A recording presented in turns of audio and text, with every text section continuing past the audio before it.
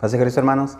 Bienvenidos de nuevo a nuestro estudio bíblico. Estamos, como ya saben, por las últimas 3 semanas hemos estado estudiando la primera carta de Timoteo, versículo, un versículo a la vez. Así es que estamos contentos, agradecidos con Dios porque nos ha permitido de nuevo, ¿verdad?, poder estar desde mi casa, que es la casa de todos ustedes, hasta donde ustedes se encuentran. Es una gran bendición porque creo que el Señor nos ha estado hablando, nos ha estado mostrando su amor, su misericordia, cómo Él puede llamar a hombres llenos de defectos, de pecados, para convertirlos en siervos para su gloria. Así es que eso es una gran bendición, el poder ser llamados por un Dios tan bueno, tan santo, tan misericordioso, que nos ha tenido tanta paciencia y tanta misericordia. Así es que en esta tarde les quiero dar la bienvenida a todos los que van a hacer un tiempo para conectarse, para estar con nosotros compartiendo.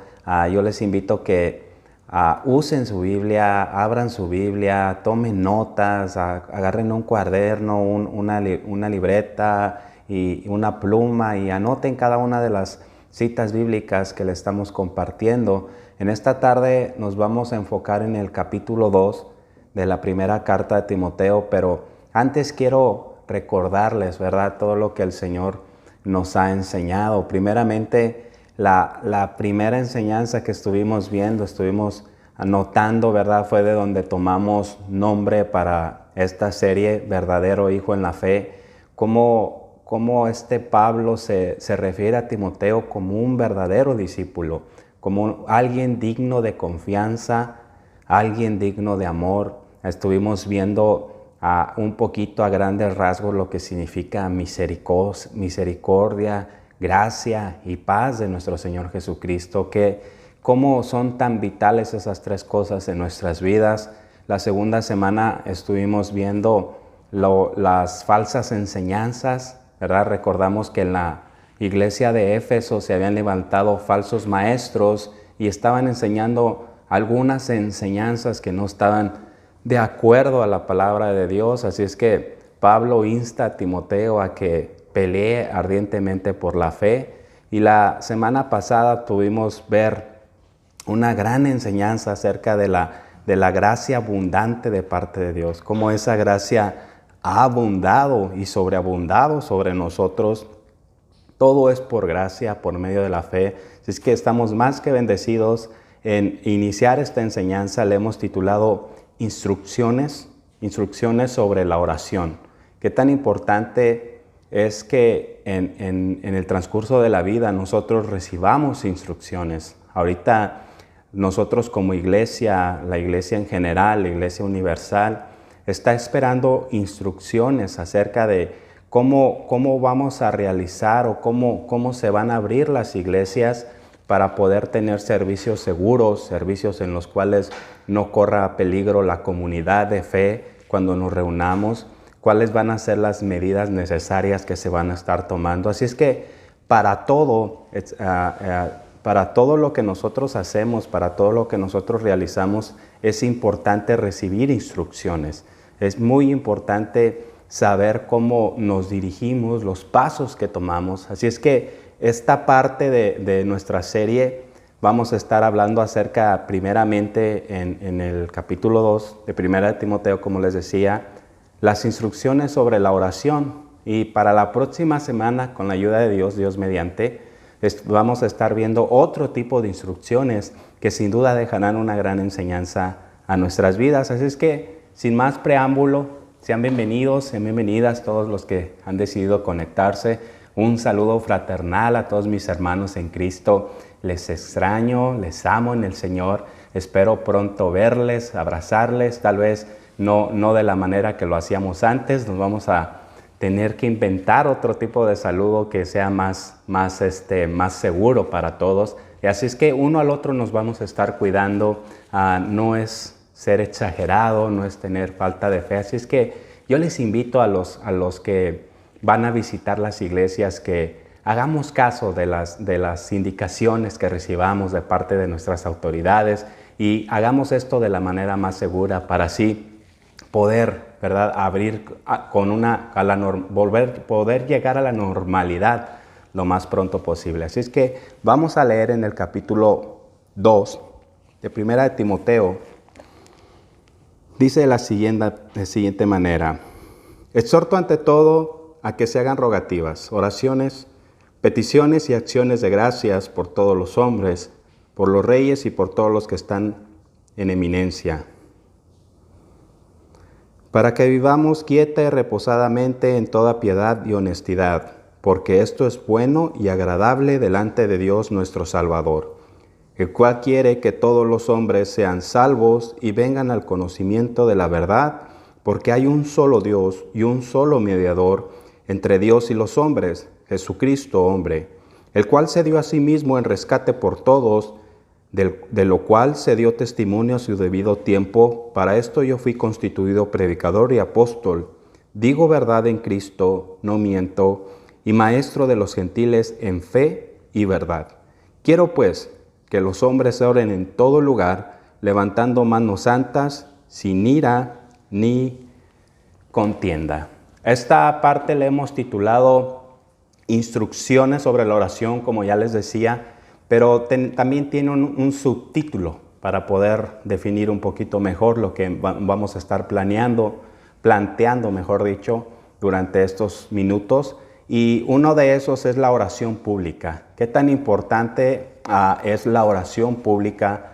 Últimamente, por razones que ya todos sabemos, nos era muy difícil o nos era casi imposible poder hacer una oración pública. ¿A qué me refiero con la oración pública? La oración grupal, cuando nos juntamos varios que concordamos con la misma fe y decidimos elevar una oración a Dios. La oración pública se refería a oración para el público, ¿verdad? Muy obvio, y para los cargos públicos también.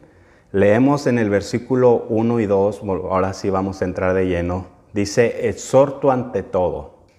Esta es una encomienda de parte del apóstol Pablo a Timoteo y le dice: animo ante todo, les digo ante todo a que se hagan rogativas. La palabra rogativas aquí nos demuestra un espíritu de ser constantes, ¿verdad? De elevar oración constantemente. Rogativas, oraciones, peticiones y acciones de gracias por todos los hombres.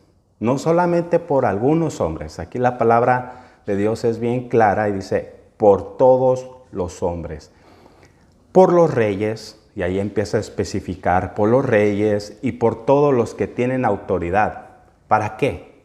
Aquí nos da la respuesta. No, la pregunta no viene aquí, pero nosotros podemos hacerle preguntas a la palabra de Dios. Dice: ¿para qué? Pues para que vivamos quieta y reposadamente en toda piedad y honestidad.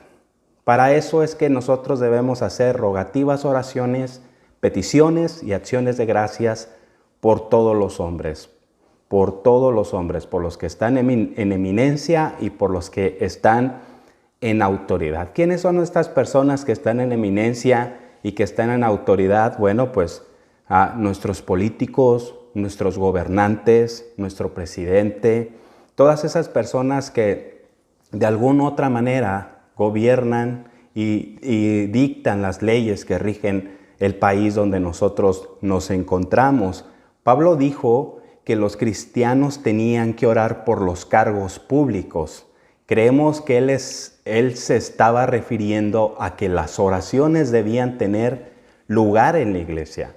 Había reuniones, cultos de oración en las iglesias, y en esos cultos de oración se elevaban esas oraciones, valga la redundancia, por los cargos públicos, por aquellas personas que estaban en eminencia, porque esto es bueno. Se trataba de oraciones a favor de las autoridades de la ciudad o del país. Y yo me pregunto, en este tiempo, ¿qué tanto nosotros nos hemos quejado del actuar de las autoridades y qué tanto hemos orado para que ellos actúen de la manera más correcta? Muchas de las veces es mejor o más cómodo, más fácil para nosotros quejarnos, criticar las actitudes o la manera en que el gobierno se se ha desarrollado o ha avanzado en esta pandemia, pero pocas veces yo creo que hemos doblado rodillas y orado a nuestro Dios para que Él sea el que les dé la sabiduría que realmente muchas de las veces no tienen para poder sacar adelante a un país que está en crisis, a una humanidad que está en crisis. Necesitamos orar por nuestro país y necesitamos orar por aquellos que tienen autoridad sobre nosotros. Tanto si tenemos preferencia por una opción política o no. Eso quiere decir que no importa por el partido político que tú te sientas cómodo o que se identifique contigo. También tienes que orar por aquel partido político que legisla leyes con las cuales tú tampoco estás muy de acuerdo con ellas. No, e indiferentemente de la opción política que quienes estén gobernando. Así es que es necesario orar, aunque no nos caiga muy bien el que esté gobernando sobre nosotros, aunque pensemos que es una persona falta de entendimiento, y muchas de las veces tal vez sea correcto, pero nuestro deber como iglesia, como hijos de Dios, es orar. Y Pablo lo sabía, así es que le encarga a Timoteo que enseñe eso en la iglesia de Éfeso para que esto les convenga, para que ellos sean esa diferencia en el mundo en el que ellos vivían. Ahora, alguien podría preguntar alguna cosa. ¿Debemos orar también cuando el gobierno es corrupto? Yo sé que en Latinoamérica, lo que es de México para abajo, casi no se da eso, ¿verdad? Casi no se da ese tipo de gobierno corrupto, pero estoy siendo sarcástico. Yo creo que abunda la corrupción, pero esa es la pregunta. ¿También por ese tipo de gobiernos podemos orar? También por ese tipo de gobiernos debemos orar. ¿Qué es lo que dice la palabra de Dios acerca de eso? No solamente nos hace un llamado a orar por los buenos o por los que se hacen las cosas correctamente, sino por aquellos que solamente buscan su propio beneficio y enriquecerse a costillas del pueblo. Debemos orar por quien esté ejerciendo autoridad en la política también. Recordemos que el hombre que controlaba todo el poder en Roma, cuando Pablo escribió estas palabras, era una persona sangrienta, era una persona casi como un terrorista llamado Nerón. Sin embargo, Pablo especificó que orar por aquel que ocupaba un cargo oficial, quien quiera que fuese. De hecho, Nerón incendió la ciudad de Jerusalén y le echó la culpa a los cristianos, y hubo una gran persecución en contra de los cristianos y muchos murieron. Este hombre era una persona malvada que quizás no merecía nuestra oración, pero aún así el apóstol Pablo manda a la iglesia a que oren aún por personajes que son de esta manera y que le hacen daño a la iglesia del Señor. Así es que siempre debemos orar por aquellas personas que están en eminencia. Luego el apóstol Pablo se extendió diciendo para que vivamos quieta y reposadamente. Eso dice el versículo. ¿Por qué debemos orar por este tipo de personas? Bueno, para que vivamos quieta y reposadamente en toda piedad y honestidad. A pesar de que hay veces que en la mayoría de los países del mundo están siendo gobernados por gobernantes impíos que no conocen la palabra de Dios y que se rigen bajo sus propias leyes, nosotros debemos orar para que en esos países haya paz, haya tranquilidad y ellos sepan cómo actuar ante la crisis, ante la situación complicada.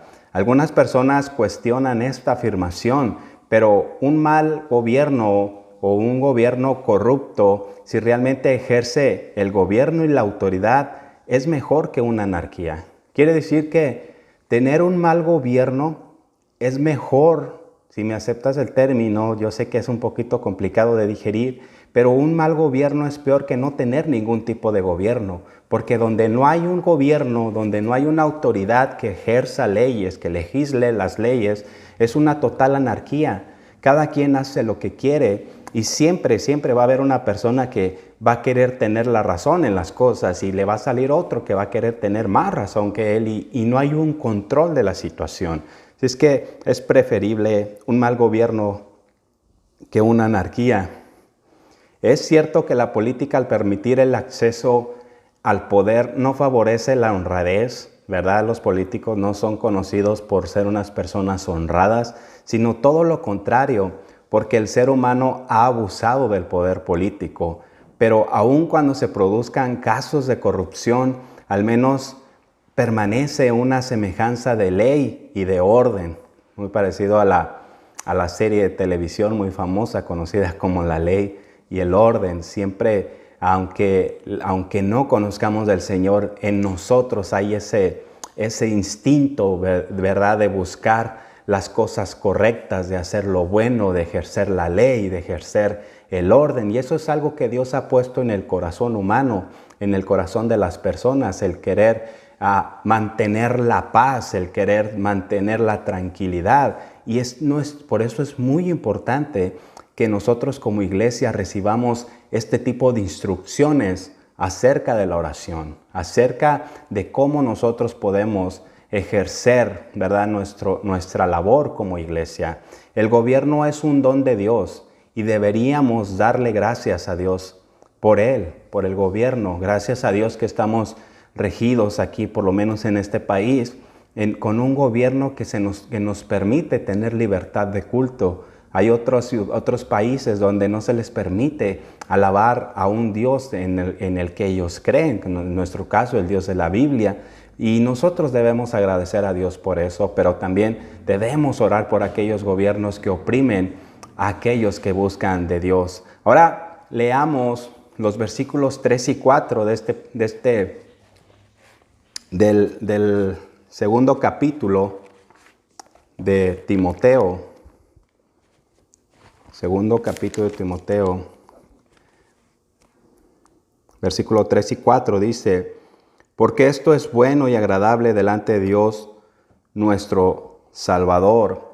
Es bueno y agradable delante de Dios nuestro Salvador, el cual quiere que todos los hombres sean salvos y vengan al conocimiento de la verdad. Dios no quiere que nadie se pierda, sino que todos procedamos al arrepentimiento. Una segunda razón para orar por el gobierno es que el evangelio pueda continuar, que nosotros podamos seguir proclamando la palabra de Dios, llegando a los que están espiritualmente perdidos. Pablo mismo estaba comenzando a experimentar persecución y él dijo que los creyentes tenían que orar por los líderes políticos. Él era perseguido por líderes políticos que lo tenían como un enemigo y querían destruirlo, querían acabar con el mensaje que él predicaba. Pero él no pagaba mal por mal, sino que les pedía a sus discípulos, a la iglesia que él había fundado, que oraran por los que le perseguían. Así es que esto es un gran ejemplo para todos nosotros.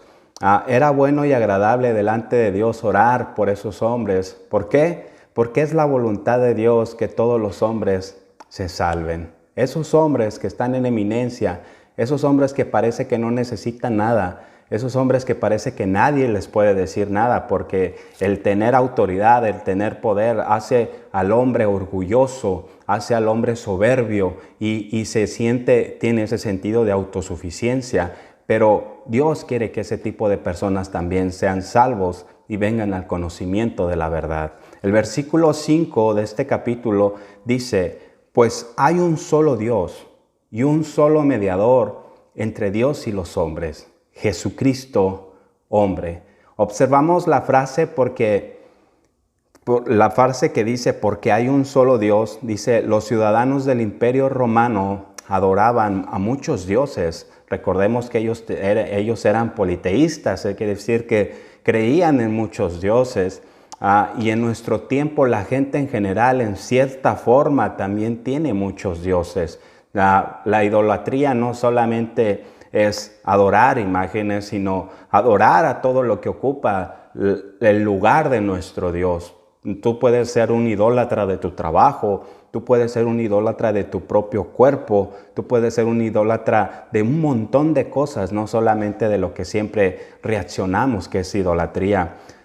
Por adorar aquí queremos decir que las personas se entregan a cosas que, considerando el grado de entrega y dedicación que se les otorga a eso y la influencia que ejercen sobre las personas, podríamos llamar dioses a esas cosas, todo lo que ocupa nuestro tiempo. Si tú le dedicas más tiempo al entretenimiento, pues has hecho un dios del entretenimiento. John Piper dijo, un predicador muy usado por Dios en inglés, dijo que para lo único que iban a servir las redes sociales era para demostrar que sí teníamos tiempo para orar. Quiere decir que el tiempo que nosotros invertimos muchas veces en las redes sociales, en el entretenimiento, llámese Netflix, YouTube, etcétera, demuestran de que en verdad sí tenemos tiempo, pero buscamos, ¿verdad?, siempre la escapatoria para las cosas y decimos, es que no tengo tiempo para orar, o no tengo tiempo para leer la Biblia, no tengo tiempo para congregarnos. Pero la verdad es de que sí tenemos tiempo. Es cuestión de prioridades, es cuestión de qué es lo que ocupa el lugar, el centro de tu corazón. Y eso también puede llevarnos a ser dioses de muchas cosas. Y la frase continúa, dice, y un solo mediador entre Dios y los hombres, Jesucristo hombre. En los tiempos del Antiguo Testamento, el israelita acudía al templo. Ellos se gloriaban de tener un templo donde había muchos sacerdotes, había personas que les ministraban. Él podía acercarse a Dios por medio de ellos. Pablo estaba diciendo que en la nueva época de la gracia hay un solo mediador. ¿A quién debemos ir? No necesitamos acudir a ningún ser humano. Nosotros podemos ir directamente con Dios. Tampoco es necesario ir a través de algún pastor o un ministro cristiano. Y hay un mediador entre Dios y el hombre. Necesitamos un mediador, necesitamos un sacerdote y tenemos a uno, el gran sumo sacerdote, nuestro Señor Jesucristo.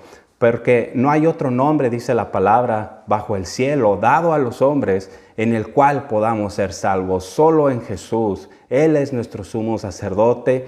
Él es el que nos conduce a Dios. Versículo 6 de este segundo capítulo dice, el cual se dio a sí mismo en rescate por todos. No solamente por algunos. Cristo se dio por todos. Por aquellas personas malas, pero también por aquellas personas malas que se creían buenas, porque no hay buenos, todos somos malos, pero hay malos y hay malos que se creen buenos. Y por eso también el Señor se entregó a sí mismo, se dio a sí mismo para que ellos pudieran reconocer su pecaminosidad y reconocerle que le habían fallado a Dios, que habían errado al blanco, pero que en Dios estaba con los brazos abiertos para recibirles. Y esa palabra que dice rescate, que corresponde a otra palabra en griego que significa precio de redención. Un precio de redención. Cristo pagó un precio por nuestra redención. Cristo pagó un precio por nuestras vidas, por nuestras almas. Necesitábamos ser redimidos porque nosotros éramos pecadores, perdidos y fuimos rescatados. Éramos personas que éramos esclavos, que estábamos a la venta, por así decirlo, como los esclavos en las películas, y nadie daba un peso por nosotros, pero Cristo pagó el precio más alto, aun cuando no valíamos absolutamente nada. Continuamos leyendo el versículo 7 de este capítulo, dice, para esto yo fui constituido predicador. El apóstol Pablo hablando dice, predicador, apóstol y maestro de los gentiles. Quiere decir de los no judíos. En fe y en verdad, dijo. En fe y en verdad. Digo la verdad en Cristo, no miento. Deberíamos decir aquí que cuando Pablo dijo que él había sido constituido, está indicando que él había sido nombrado o designado. Él no se puso así solo. Él no dijo, bueno, pues creo que tengo facilidad de palabra, tengo algunos adeptos, pues yo me voy a constituir predicador y apóstol porque creo que la puedo hacer de predicador y apóstol. No. Él tuvo un llamado sobrenatural de parte de Dios. Él fue llamado y escogido. Recuerda que muchos son llamados y pocos los escogidos. Y yo me atrevo a veces a agregarle ahí un poquito. Y otros los ofrecidos que ni llamados ni escogidos, pero ahí están. Pero Pablo no era así.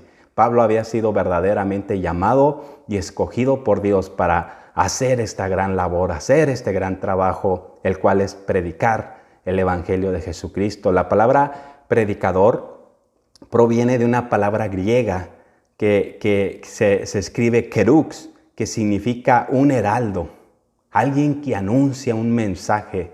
El heraldo no es dueño de su mensaje, solamente anuncia el mensaje que se le dio. El heraldo no puede cambiar ese mensaje, solamente se limita a traducir o anunciar, mejor dicho, el mensaje que recibió. No es suyo el mensaje, sino simplemente es un vocero del mensaje. O una trompeta también se significa eso, una trompeta refiriéndose a alguien que proclama el evangelio. Pablo ha sido nombrado como una persona para proclamar, para hablar, para declarar el evangelio de Jesucristo. Y el apóstol le añadió, digo la verdad. Digo la verdad. Por si no me creen, él les estaba diciendo más o menos, a Efesios, si no me creen lo que les estoy diciendo, digo la verdad en Cristo, no miento.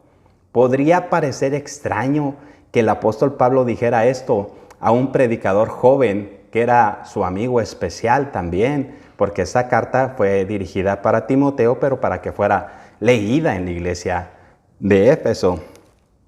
Timoteo era su amigo personal. Creo que lo estaba diciendo para animarle, para confortarlo.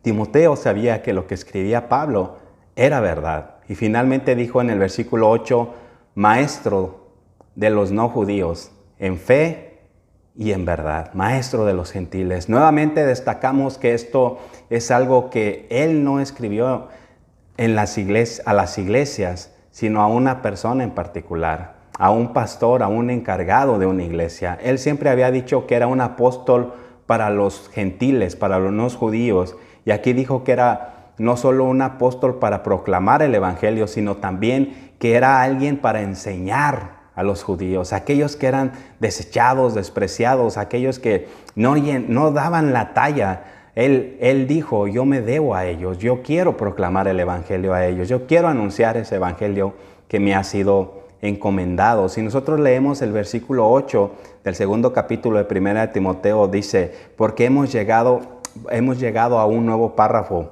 Vamos a verlo, dice, quiero pues que los hombres oren en todo lugar, levantando manos santas, sin ira ni contienda. ¿Cómo deben orar los hombres? Dice, quiero pues que los hombres oren en todo lugar, levantando manos santas, sin ira ni contienda. Esta es una declaración magnífica del apóstol Pablo, porque tiene mucho que enseñarnos. Tiene muchísimo que enseñarnos esta declaración. Dice, deseo pues que los hombres oren en todo lugar. Otra versión. Es mi deseo. Yo quiero que los hombres oren en todo lugar, levantando manos santas, sin ira ni contienda. Pablo estaba hablando sobre la oración pública. De eso trata este capítulo, o los primeros 8 versículos de este capítulo. O sea, de la oración en el culto, en una reunión pública. Y luego él dice, levantando manos santas. Esa era la costumbre que se practicaba en la iglesia primitiva. Relevaba la dedicación en las vidas de los que estaban orando, la consagración en las vidas de los que estaban orando. No levantaban las manos a la ligera, sino ellos se consagraban al orar para dirigir al pueblo en oración. Otra versión lo traduce, dice, levanten las manos con pureza de corazón. De nada serviría pasar las horas orando, levantando nuestras manos, desgarrando nuestro corazón, si no hay pureza en nuestro corazón, si no hay integridad en nuestras vidas. Ahora, hay ciertas personas que levantan sus manos hoy en las reuniones y a veces también son criticados por ello, porque muchas veces no vivimos una vida congruente con la fe que estamos predicando, porque si nosotros queremos que nuestras oraciones sean escuchadas, debemos estar bien con todas las personas, debe de haber pureza en nuestro corazón. Cuando dice, hay un texto bíblico muy conocido que dice, pero cuando vayas a dar tu ofrenda, y si tienes algo en contra de tu hermano, si tu hermano tiene algo en contra de ti, deja tu ofrenda, ve y reconcíliate primero con tu hermano. Eso es muy importante. Hay veces que nuestras oraciones no son escuchadas porque no está puro nuestro corazón, no estamos consagrados, tenemos pleitos, tenemos enemistades, tenemos disensiones, divisiones, un montón de cosas. Y eso es lo primero, ponernos a cuentas con Dios, pero también con las personas que nos rodean. Hay ciertas personas que viven así. No hay nada malo en levantar nuestras manos si usted quiere hacerlo. Tampoco no estoy diciendo de que solamente los que se creen santos y perfectos pueden levantar sus manos en oración. Si tú sientes hacerlo, hazlo, pero preocúpate también por la otra parte.